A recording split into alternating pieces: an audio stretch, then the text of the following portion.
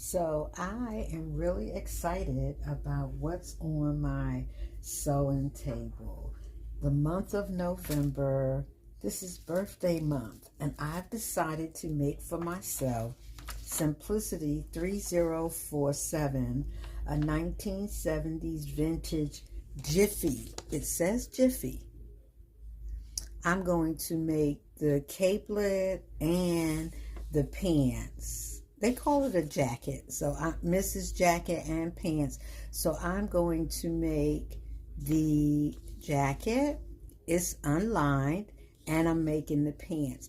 The pants will be out of a Ponte knit. I haven't purchased that yet, but my jacket is out of this purple. It's a boiled wool, and I love it. It has some stretch in it, and if you see, you can kind of see through it. Maybe not on that pattern piece. Let me see if I have a small piece I could show you,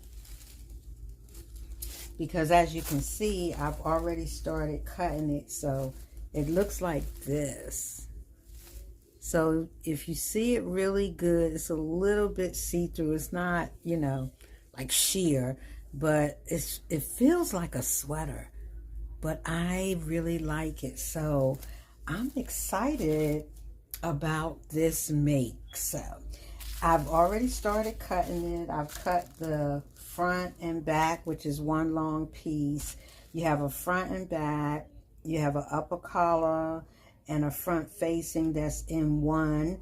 You have an under collar, pocket facing, and the belt. So there are 6 pieces for the jacket, 2 pieces for the pants. The pants are elasticized, zipper in the back, but it's just the fold over casing. It's not a separate casing that you have to sew on. So I'm going to get everything cut out, and then I'm going to start sewing. I will be following the guide sheet, and actually it's page 1 and page 2.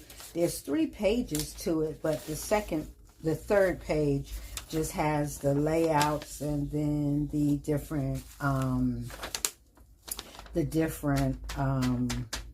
language, instructions in language. So otherwise, the pants and the jacket are just on this one page, just on the inside of page 2. So let's get started.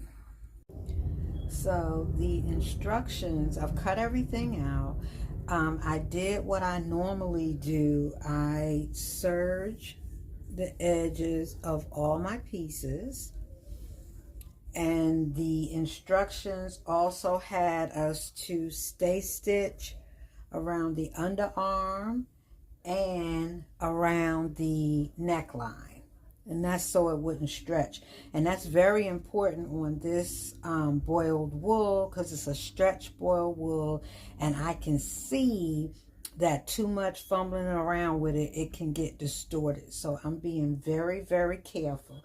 So I got all my edges serged on my pieces, and the first thing to do is to make the pocket. The pocket is made, but it is sewn on by hand, and I will be following those instructions. So there were 2 pieces to the pocket and the pocket facing, which I've already put the pocket facing on. So here's the pocket. Let me see. I'm sorry. Here's the pocket. And then I put the pocket facing on, because once you put the pocket on the garment, it actually goes down like this. So I'm getting ready to pin this pocket in place, slip stitch it like I was instructed.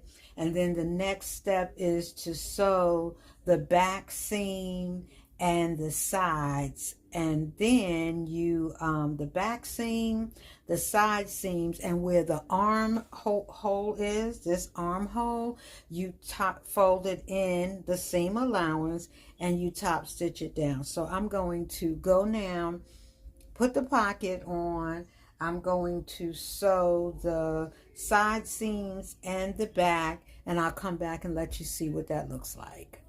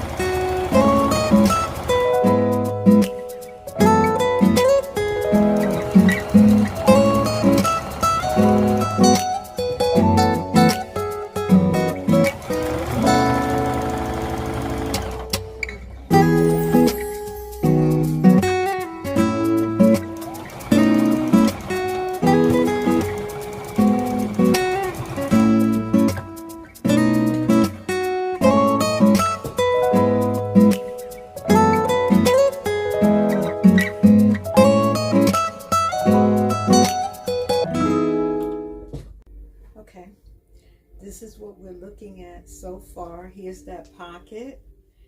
It has the flap, and I top stitched the pocket by itself as instructed, and then I did hand sew it down. I slip stitched it all the way around. I didn't tack this part of the flap, but the sides I did. I don't see any reason why I would need that to come up, but this is how it looks like. Now the seam, here's the seam on the side from here to the bottom, here to here, and this is just ironed up under. I've got to look and see if they top stitch it or hand stitch it. Just a simple back seam, but as you can see, it's really nothing to it.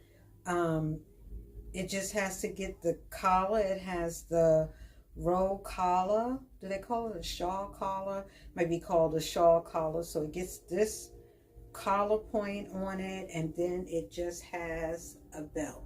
So it's looking pretty good right now. You know, I had previously serged everything ahead of time. So here's my side seam, my back seam, and then of course the other side seam. You can't really see this that well, but this is hand stitched, this pocket, all the way around. Frankly, I like it because it allowed me to get a nice curve, and because I have a concern about the stretch in this fabric, this is all really working out. It's so nice, and ooh, it's going to be really nice for this early part of the fall, especially with the top and the pants. So as you can see, it is time for the collar and the facing. Now you might be wondering, why am I just pinning this? I did cut the collar, that's already cut. This is the under collar. It does not get the interfacing, so I am going to go ahead and sew the under collar on the jacket, but then I have to interface the upper collar and facing. That's this piece right here. The reason I didn't cut it out ahead of time was because I'm a little concerned about the stretch in this fabric, so I'm cutting the piece that I need to sew. This way it's less time for it to do anything, meaning as soon as I cut it, I will interface it. I think I'm gonna do hand sewn interfacing. I'll let you know, but I'll interface it and get it immediately on the jacket. Then that didn't really have any time for any stretching. Even though I'm doing stay stitching, it's still, for me, this is still the safe way. So we have done the pocket. We have done the back and front, and we are now here on, they call it unit 2. So all of that was unit 1. This is unit 2 where the collar is concerned. So we are about to put the under collar on the jacket, and then we will cut the facing, interface it, and sew it on to the jacket. That's the next step of where we are. You can see I'm working right here the whole time. So let me get this collar on the jacket and then get this collar, this upper collar interfaced and on. It's the upper collar and the front facing. My upper collar is pinned, as you can see. And don't you just love it when everything fits? You know, I had all my markings, my notches, my center, you know, was marked. I'm sure you're marking all of your pieces, the notches, where the shoulder goes, so that everything lines up, you know, and your pieces fit neatly on together. I am going to go to the fabric store another day to see if they have any more of this type of fabric. I actually really like it, and I have a sweater pattern that I would like to use on this. It's a boiled wool. It's very soft. It's not itchy. I showed it to you. You can see through it, but you can't see through it. You know, the grains of it and stuff. It's really nice. I love the way it's sewn. Even though I have that concern, I can see that it can get distorted. But I love the way it's sewing. I love the way it's pressing. I'm pressing it with a cloth, so I'm not putting the iron directly on here.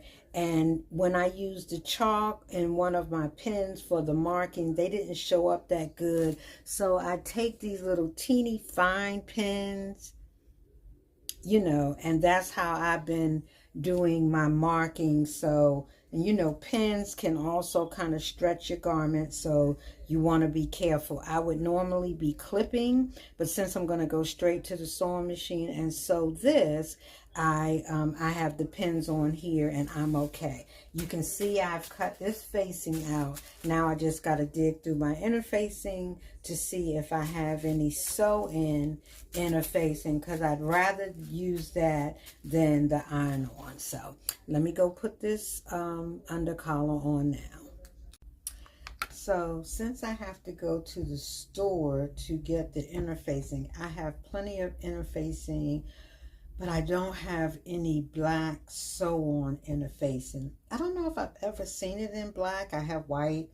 I'm looking for black, so I will go in the next day or two and get that. So I'm going to start preparing for the top. This is a knit fabric, and you see the pattern here.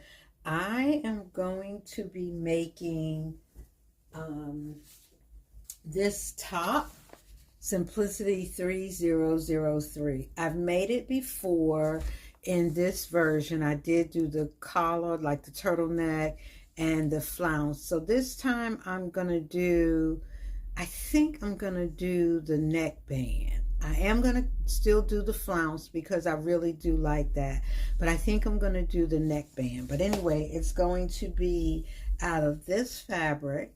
And you could see that it pairs really well with this jacket. So this will be one of my birthday outfits. So this is the top. Here's my jacket. And it will be the black Ponte knit pants. So I'm excited to get it started. And while I was finishing up a few things, I did go ahead and make the belt that goes to the jacket. I know they call it a jacket. I'm calling it a capelet. That's what I like. So I'll be back once I get the interfacing, get it sewn on, get that collar sewn on. So I'll be back to finish up. Okay, see you in the next video. So when we last left off, it's been, for me, it's been 5 days. So now I'm back to finish my jacket, my capelet. When we last left off, I had, of course, made the belt. But I had pretty much had the jacket put together. It was time to put the facing on, which the facing and the collar, because they're all in one. So this is the shawl collar. So it's that rounded collar all in one. And here is the facing. I had stopped because on this pattern, the they call for sew-in interfacing, and that's exactly what I've done. I wanted black interfacing. I didn't have any, so I did this. This is hand stitching. So I hand stitched it down the middle, just big, long stitches, hand stitches, of course, on both sides. And then I serged the edge. So the interfacing is supported by the serging on the edge. It's supported by the hand sewing here. And then the final support will actually be the seam when I sew it onto the capelet. Now you can't see the stitches here going down it. So although I used purple thread against this white, I did that so that it wouldn't be shown under here. Now you could just tack it in certain places, however you choose. But because this boiled wool has a little bit of stretch to it, I wanted to do the long stitches so that I didn't have the issue of it stretching like right here. I'm not going to go back and do that, but I didn't want the possibility of this stretching, from underneath. So here we are here. I am going to get this clipped on. I use pins most of my sewing.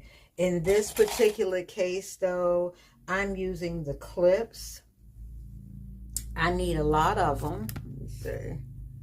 So I am clipping all the way around because I don't want the act of pinning to stretch my fabric, because sometimes I'm matching up all my notches. Sometimes the pinning in and out of these garments can stretch your fabric. So I matched the notch, the center seam, to the clip that was here, the marking that was here. So I will clip in between. And then, of course, I'll do the other sides, matching that clipping. Yeah, and so I will do the other side across the top the same way, and then I'll go down the sides. I'm going to sew this on. This is almost the last step. We do have to hem the jacket. It's top stitched. I will see how it sews before I decide about the top stitching, because when you top stitching, I don't want it to move and stretch because it has more stretch in it than I had realized. So I'm going to finish pinning this. I am then going to sew it. Here we go. We're going to get it lined up down here where it's supposed to be, and then finish pinning these edges here. So we'll get it lined up down here because we're matching up notches and, you know, everything that we need to match up. So I'm going to continue this on both sides. I'm going to sew it and get this hem pinned up. I don't know if I'm going to top stitch it or not, but when I bring it back to you, the garment will be finished. So I'll be back shortly. Hey, I am back, and as you can see, the jacket is finished. I did top stitch around everywhere. I hand stitched the hem, but the sleeve, like that cap over sleeve, and the top, down the front, around the collar, of course the pocket, all of that is top stitched. You can see it's really nice and clean. I hand stitched all of this. Let me get closer. All of this facing, I hand stitched all the way down. Even though I top stitched it, I hand stitched all the way down and around. I'm hoping you can see it. Yeah, all of that is stitched down. Hemmed it with my hand. And then, of course, this is the back. The belt's on there. It's just pinned right now. Belt's on there. But the jacket is finished. And I really do like it. So, let me show you really quick what it looks like. Keep in mind, I am doing a video with the jacket, the pants, and the shirt. So this is what she's looking like. And this belt,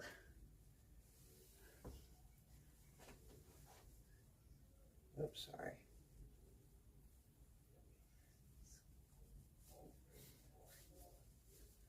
Okay. Nice. It's got that one pocket. I do like it. Imagine a sweater, the sleeves of your sweater hanging over it, or of course my shirt. So I really do like it. Okay. Thank you so much for watching. Bye. Oh, wait. Watch the following video, and then of course you'll see how I pair this with everything else. Bye.